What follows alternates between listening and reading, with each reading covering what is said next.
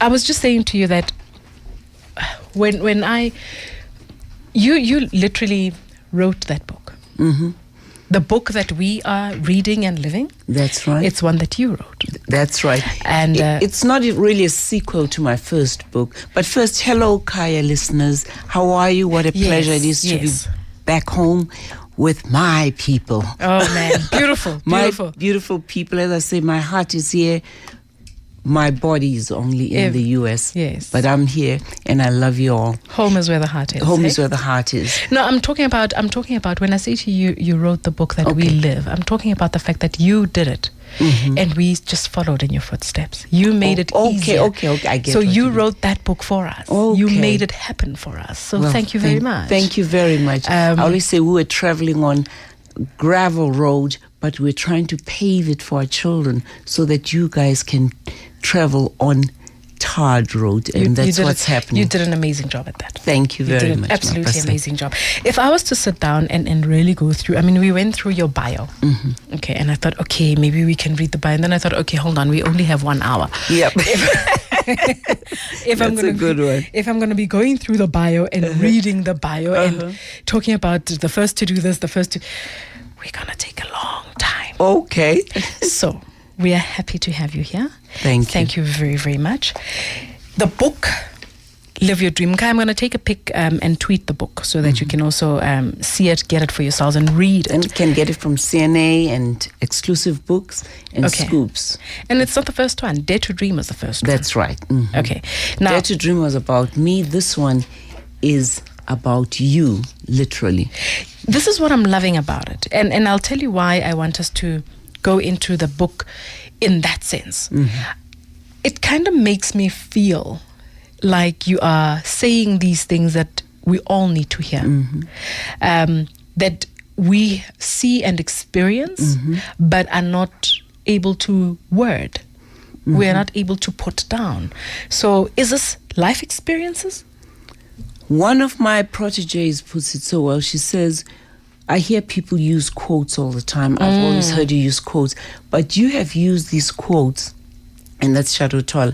You have used quotes literally to map your life, to map your journey, to map our journey, which is really what that book is all about. I call it using nuggets of success and going close to people that I admire. I say your life is your purpose. Your story is important. Your dreams count. Your voice matters. You were born to make an impact. Robin Sharma again says that when you were born, he says his father said to him, son, when you were born, we cried and the world rejoiced. Oh, wow. In fact, let's start again. Let me correct. When you were born, you cried and the world rejoiced. Yes. However, when we die, make sure that you rejoice and the world cries.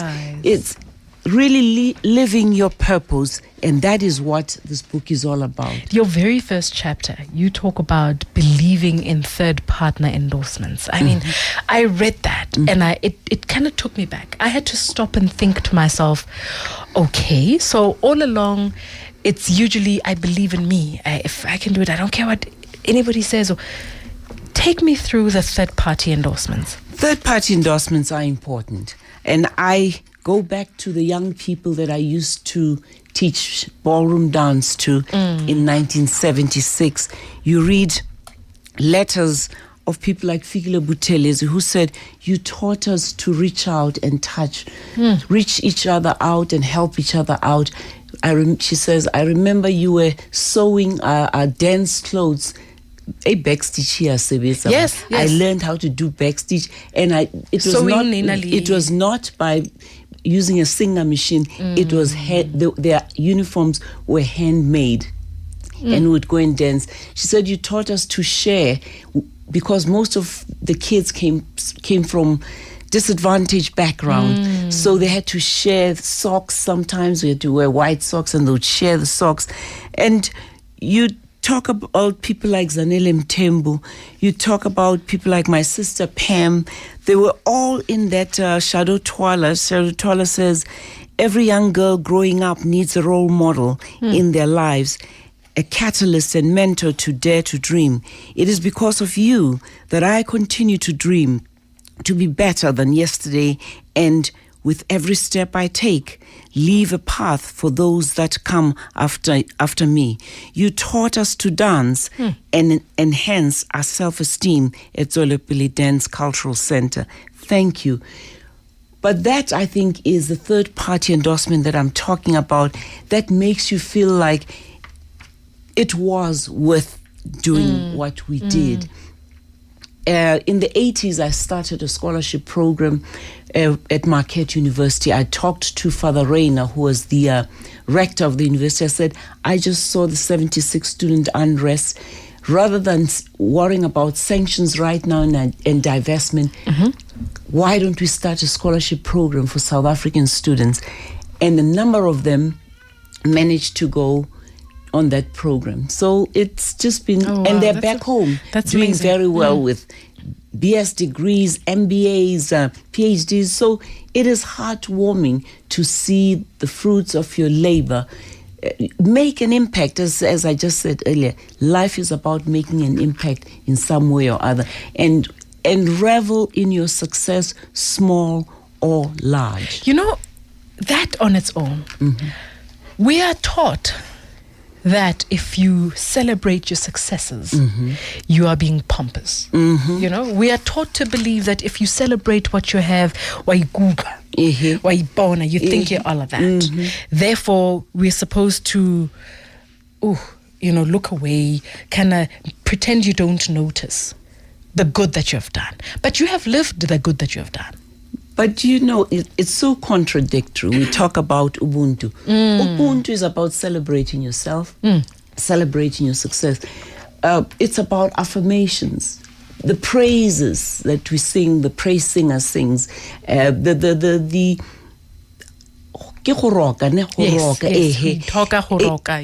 right. So we are a culture that has been doing affirmations for so many years. I talk about affirmations a lot because I believe they are critical to our success. I visualize a lot because I believe visualization is going to lead me somewhere. I was saying to young people earlier, there are only 4 types of people in this world. Those who watch things happen, those who wait for things to happen, those who wonder what in the heck happened, and those who make things happen. We were all born to be geniuses. And who are you? But guess what happened? Fear crippled us, and we're not literally shining, showing the brilliance in us, our talents. Because we're scared, we say it's Ubuntu. We don't want to shine because we're scared to be criticized. We are resentful of people who shine, and that is not going to lead you anywhere. 10 after 7, Mkaya. This is Home with Mapaseka Mukwele. And yes, it's a different Monday today. We're talking inspiration. We're talking building the nation. I'm in the studio with Felicia Mabuza-Suttle, talking about her book, Live Your Dream. And this is obviously in follow-up to Dare to Dream. That's right. The book that came just before this one. So make sure you get the book, Mkaya.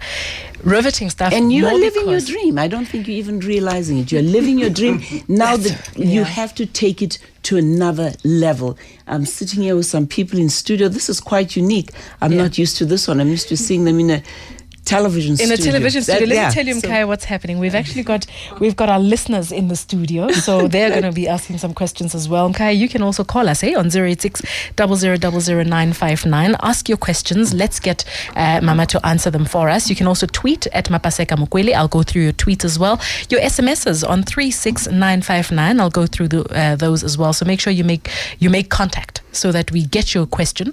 Because I used to talk a lot. But that's where I think we are holding our children back. You have to have confidence. Without confidence, you're twice defeated in the race of life. With confidence, you've won even before you've started. Marcus Garvey said that. And that is what I want to just make sure that I'm instilling wherever I talk. But to remember, young people. But this new generation I'm quite proud of them. They're not scared. They're not scared. But now let's talk about confidence versus arrogance. Yeah. A lot of people tend to think arrogance is confidence. And this is where we go wrong. There's a difference. Fine line, but there's a difference. So how do you differentiate in your life when you wake up in the morning and you say, I am a confident woman? I'm a confident woman because there's a word humility. There's a word Ubuntu that's ingrained in me. I was brought up with it. So I live in a society, unfortunately, that encourages you to be confident. Otherwise, you are going nowhere. Where I am. Maya Angelou says, without courage, you cannot practice any virtue with consistency, rather. So confidence has something to do with courage. It has something to do with bringing out the best in you. That's why affirmations mean so much to me. I'm so happy I see some people in studio here. In fact, we can even do those affirmations I teach. I want us to go through those, because you say in your book actually that you've got, I think it's chapter 7, I think, where you talk about you have your, what I would call daily mantras. You call them your cheers. Yep. That you, before you leave the house each day, you look in the mirror and you tell yourself these things. I mean, it's interesting. You say to yourself, I feel good about myself. That's right. I feel fantastic. I feel wide awake. I'm ready to shake and bake. I'm ready to be the change. That's it. That last line is powerful. That last line brings the humility into it all. So you can shake and bake. You can shake and bake, but let's take some people that I know South Africans tend to admire. Because you guys like to go back to all these American stars when you have our own stars right here. You make us wannabes, but I'm fine. I can be a wannabe because a wannabe will be a bee. We'll get there and we'll be get a bee. there. Yes. We'll be a bee one day.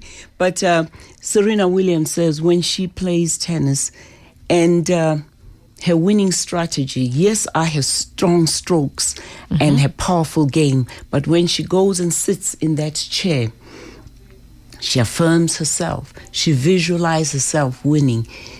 It's important. Beyonce, who I know we adore here, says that before she goes on stage, she says, I am deserving. I am worthy. I am blessed. I'm a diva. What's a diva?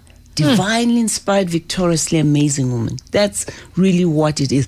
But if you can tell yourself that, nothing and no one will stop you from realizing your dream. Talking about the diva, a journalist asked you that, and it's quite interesting. Yeah. You say it in your book. The first question from Dutch television. Yes, but the journalist, the first question they asked you was, are you a diva? Yeah. And anybody else's response would have been to shy away and say, no, I'm actually very sweet. I'm actually a nice girl. I'm not a diva. Because you're already imagining that it's connotation, negative. the connotation already is negative to many people. But it's in you to define yourself the way you want to. So for me, diva did not mean arrogant woman or arrogant whatever. It meant divinely inspired, victoriously amazing. I know I am amazing. I know I am original. All of us sitting in here, there is no one exactly like you. You're 100% original, and you have to feel that way about yourself. I once saw something on Twitter, which I even expounded on a little bit. It says, your smile is your logo, your personality is your business card, your reputation is your trademark, your image is your brand. I added that image is your brand thing because I believe your image is your brand. Take me back. Take me through that, your image, because I believe it, but I find that when you say, in fact, I was talking to Natin Damase just before she left, just now, and we were talking about the brand that is a person and the fact that you create it. So I want you to expand on it, because we somehow think a brand is what others create, forgetting that you actually create the brand yourself. You are that walking brand and you work at it on a daily. I always say, find your purpose. And I know many people say, how do I find my purpose? Take some silent time. Think hard. Find your purpose. If you know what your purpose is, then follow it passionately, relentlessly. I found my purpose after I figured out what I wanted to do in life. I wanted to be an educator, to uplift people. And then being an educator doesn't mean in class. No, it does not mean that. I always say life is all about success. Okay, we're all chasing success. Yes. Success is about self-empowerment. And then take that success to significance. Significance is about empowering others. And that's when you know you are really living your dream. Martin Luther King once said, an individual has not started living until he can rise above the narrow confines of his individual success to the broader concerns of humanity. And that's why people like Russell Simmons says, when you do good to the world will do good by you. So critical. And that is really what success is all about. Being able to, at some point, uplift somebody. All of us in this world. If we could help just one person. Just one person. Life would be so Things would be much easier. That's right. But we're all about me, myself, and I. But we usually end it at success. We usually want to leave it there. Yeah. Never take it to making it significant. And my success, a lot of people... And you don't have to have money, by the way. You don't money have is to have not money. success. I think my sister, Pinky, who is living with cancer and HIV/AIDS, says, HIV, I think she says, she was talking at one of the book signing and she was talking about the HIV issue. And she said, I make sure that I'm reaching out to somebody. She is happier than me, for that matter. Yeah. And it's not about money.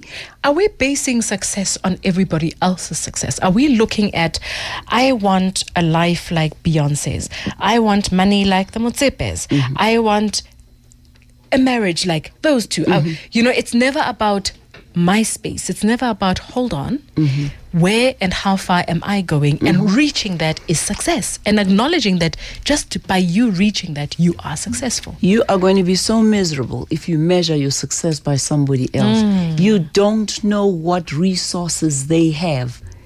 And if you're going to measure your success by all the people, for example, that you mentioned, you're going to go down your grave a miserable person. I always say, try to ensure that you measure your success by your last success. So always take a step further. In fact, if you read as you realize when you read the book, every step led me to the next one. Yes. After my education, I wanted this. After this, I wanted this. It was all about competing against Felicia. Yourself. I know what Felicia has. I know what power she has to accomplish whatever, but I don't know what Mapaseka has. Wow, Mkaya, we've got inspiration personified in the studio, I tell you.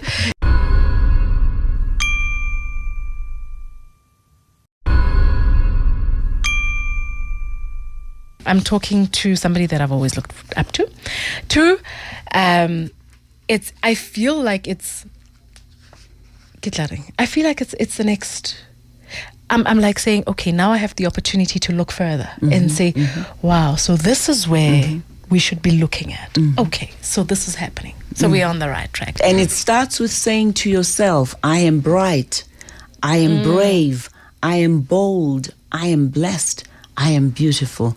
I teach my 2-year-old glam baby, you heard me, glam baby, that, and she understands. Not grand baby. No. Glam baby. Glam Hello. baby. I'm a woman who is too young to have grandchildren, but I do, so I'm glamorous, glorious, and gracious. Wow. Glamour. Wow. Tell yourself that, affirm yourself, people. It has nothing to do with being arrogant. It has something to do with giving yourself positive talk. You know what you are gifted in. affirm yourself daily. Affirm your children. No, watch the names that you give children. I would change names if I had some of the names that really degrade me in many ways. So don't be scared to change your names. My kids came up with their name. Well, we had their names, Andrea and Melanie. And when they grew older, they said, wait a minute, can you tell us exactly what our African names mean? I said, well, Lindiwe means the one we waited for because I was in labor for 24 hours. She said, that's the name I'm going to use, and I don't want it to be Lindy, I want it to be Lindiwe. Yes. Zanele said to me, and my name, I said, you are a last princess. She acts like a princess, and you people act according to their names. Nake Matabo, I literally try to be happy at all times and make joy. Someone happy at every day. For 2 seconds there, I started thinking, Mapaseka. Then I thought, okay, stay away from there. Just stay away from there. I must tell you a story that I was telling you just when we were off air, that when you did your TV show. That's right. And you produced, in fact, I know you did your post-production at Media House in That's London. right. I worked at Media House at that time. How old was I? 20? A woman's age is like a men's income. You don't talk about it. Oh, all right. Okay. I was told that you can talk about your age if you're happy about it. No. But you will be punished for it as a woman later on. Really? Watch 60 Minutes and see that the old men are still up there. The older women have been taken off. Somehow you live in a world, especially the media world, where it's harsher on women. On women. Men will stay on, and we look better than them when we get older, but they still stay on. They still stay on. So I'm not ashamed of my age. I wish I knew what it was, but anyway, I'm not lost count. Yeah, okay. I'm not ashamed of my age, but if a man cannot tell me how much he's worth or what he earns, I think women should have a little discretion as well. When it comes to their age. Leave it to the imagination. Interesting thoughts that. Okay. In any case, however many years ago. Okay, that's it. Yes. Many moons ago. Can we just say many moons? Ne? Okay. Many moons ago.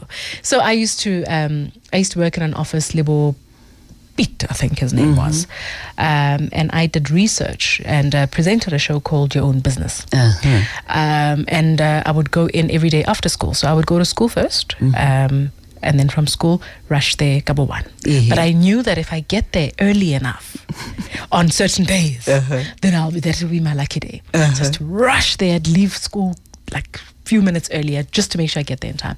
And I'd get there, park my skoro on the side, and then run in quickly. And as I'm sitting on the desk, everybody would know when to scream my name.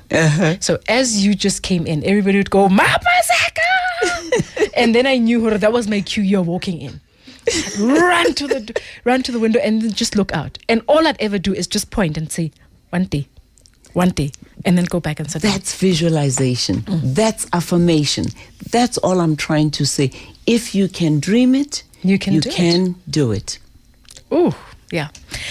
Those days I remember like it was. In fact, Leanne also said the same thing. She said she came as a member, Leanne Manas. Yes. She said she came as part of the audience one time and she watched the show and said, one day. And there she is. And she's doing it. I think, again, what we need to tell you is that you made us aware that talk was actually something interesting. You also made us aware, because I always knew that acting was not my greatest. I've never done it, but I don't think that's me. I'm interested in trying it out, but just for the sake of I've done it and moving right along. You know what I mean? But I knew that when I watched you talking, I thought, this is it. Finally, when that warm feeling in your heart says, yes. Penny Liviani says something similar in the book as well. Even her letter talks about that. She said, as a little girl growing up in Pimville. No. She was in rural. Okopush. And she said, I watched this on television, and one day I said, this is what I think I've been visualizing. And today, look at where she is. Where she is. So we paved the way for many, and I really admire you and respect you for being able to acknowledge it, because it is important that we acknowledge those who paved the way for us, those whose shoulders we stand on. Today, I'm on my way, in fact, to Anamogong's 20 years, celebrating 20 years of business. Oh. And those are the women we cannot neglect, holding the candle up for, because they held it for us. They made it happen for us. They made it happen. I go back to the older generation, Marina Maponya, Helen Kuzwayo, my grandmother. I literally revere those women for what they've done. Can I, your grandmother? And congratulations to Anna. Yes, congratulations. Your mother used to say, Yanaki Mona Lisa of?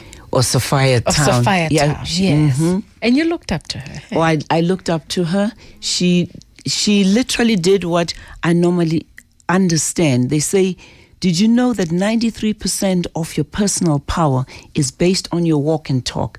She walked her talk, walk with purpose, walk with passion, walk proud, head up, shoulders square, make eye contact, big smile. Guess what a smile is? It's the most beautiful thing to wear. You could have the most expensive outfit on, but without that smile, you don't look or feel confident. There's a friend of mine, I must tell you, who works at one of the airlines. I think it's SAA, or Flyer. And she said to me, I remember her telling me a story about you. Yeah. And she said to me that every time you're on a plane, you're always looking smart. That's it. And I remember her saying, usually you see people getting on the plane and they're so sloppy because they're thinking, I'm just on a plane and I just relax. They say, I want to be comfortable. And she said, you're always dressed up. You're always looking smart. And I said, okay. And she said, one day she asked you apparently, and she said, but you're looking amazing all the time. And you said, you never know who you might meet. Always be ready for your destiny. That's true. And people make a judgment about you in 40 seconds of meeting you. Unfortunately, we live in a very superficial world that is based on what you look like. Unfortunately. Sadly. Wow. Well, you've kept that. Nati said I must ask you, Nati Ndamase, she said I must ask you, you've had the same beautiful hairstyle and the same beautiful look for years. Do you wake up and tongue your hair every day? Do you wake up and look so hot every day? How do you do it? I'm as consistent as my hairdo. Hello! Right there. As consistent as my hairdo, but I'm fortunate in that I can do my own hair, but I do go to a hairdresser to make sure that it is permed properly, professionally, because I don't want to lose it. You cannot do it on your own in the back room. You have to go and make sure that it's done right. And I live in the city that's they call it the capital of black hair. Atlanta. So how is it though being in Atlanta and as you said in the beginning, your heart is in South Africa, but you are in Atlanta. I live in Atlanta, Miami, and New York. So I love the variety, but again, there is no place like home. Period. Cape Town, Miami is beautiful, but Cape Town is prettier. But you're living the Atlanta is beautiful, but Johannesburg is prettier. Mara, you've got to know you're living the life, right? I heard you, but that is you. Thank you. I mean, I'm thinking about it myself. Or if I was to say, I live in Atlanta, and hello.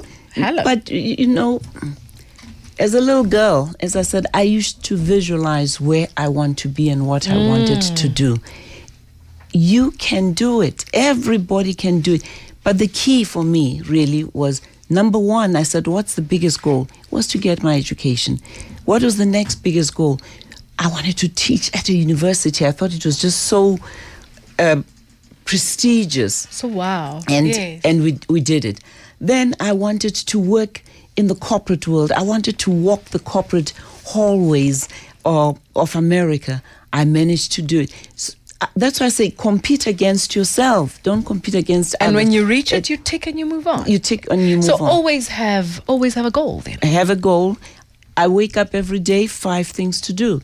And after I've ticked all 5 at the end of the day, I feel I've accomplished something. Write down the 5 things you want to do. Even if it's as small as, I want to make sure that I smile and connect with someone today. Right there.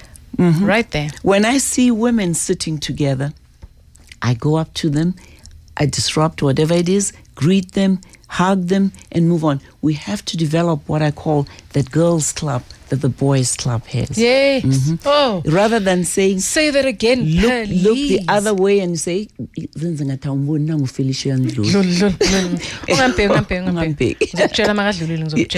do it so well. The lips are moving. Yes, but nothing else is moving. But you know, the worst is now people say it loud enough for you to hear. I'm thinking, really? That's when you go up to them, Then you say smile hello. and say hello. Yes, That's it. yes. It's so important that we do that. And somehow we do it more to each other as black women. That's so true. We pull ourselves down. Yep. Touch is in the studio. How are you, Touch? I'm Mapaseka. Lovely, thank you. Your question, Touch. Okay. Mama. My question is, as young parents, what kind of conversation are we supposed to have with the younger ones in this day and age? Ironically, I'm going to say listen. Listen, hear them out. Because we grew up where when we came up, our parents would say, Tula wena, just sit down. And you'd run away. And I'll tell you what, please guys, I'm not trying to make us Americans, but I'm just trying to say this is what I observed. I was talking to one parent, and the little 4-year-old came. Normally we would have said, yes, that's respect, fine. However, they told me to hold it 1 second. They want to hear what the child has to say. The child made his point, and then we continued our conversation. The mother responded, and then we continued the conversation. But what does that do? It gives that child confidence, gives that child courage to challenge, to ask. We need to change it to some degree, because those children are the ones who are going to have to compete with the children that I'm talking about right now. Our children have to go and compete with them. You know, we live in a different society now. We live in a bigger global village. That's right. So the fact that you are born in Soweto, or the fact that you are born go Davidton, does not stop you from achieving the best. It does not stop No one you. and nothing should stop you from realizing your dream. So in other words, it then tells us clearly that this little child growing up in Davidton and a little child growing up in Kaili, Chanwan and Soweto could well be competing with one who's in New York and one who's in China. Very clearly so. So some of these things... We need to start encouraging them now to realize that they can compete. It can be done. It can be done. It can be done. Another question. Go for it. Okay, my Felicia, how can you motivate a young woman who has fears but has goals of what to do but doesn't know how to face her fears? Remember, I said you're born a genius. Go and find the genius in you. What do you want to do? Actually, I wanted to be an estate agent. Okay. But I'm a travel consultant at the moment. Yeah. But even that... So why don't you start whilst you're a travel agent? I also say don't give up your job. You can do what you want gradually whilst you're holding on to your job. Let me give you an example here. Research has shown that men spend 70% of their time doing the job and 30% of their time marketing themselves. Women, on the other hand, we spend 110% of our time on the job.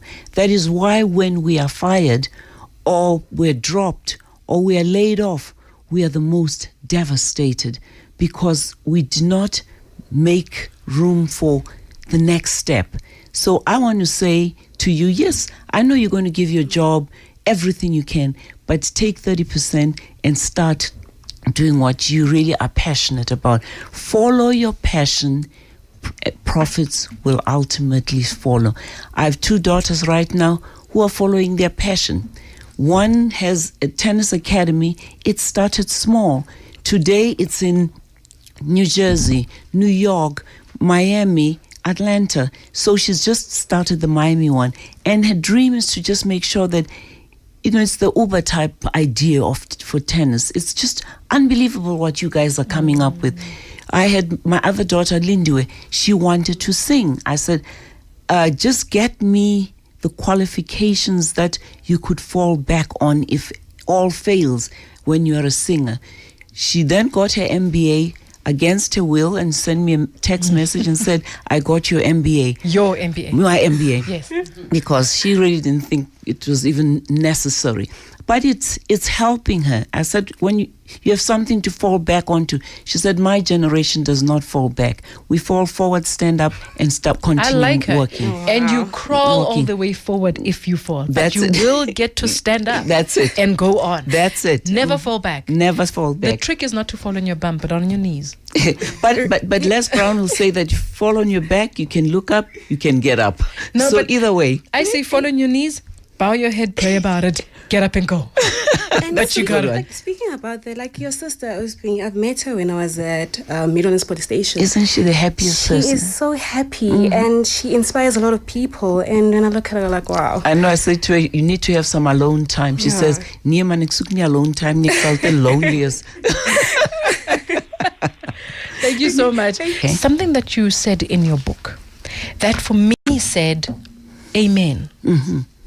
I was like, amen, I'm done. I can actually close this book and go to sleep. I am a happy girl. Mm-hmm. Negativity kills a lot of people. Oh, yeah. And you're talking, I think it's page 7. I even wrote the page down. It's page 79. And you went on to say friends, family, and foes. Eh? And they all, you gave them a name, negaholics. Yep. It's, I say that when I looked at that, I said amen, purely because we sometimes think we need to impress those that are so negative. Maybe they have a point. Maybe You'll I should never listen. get to a level where you're going to make them happy. You're period. never gonna make them happy. Yep.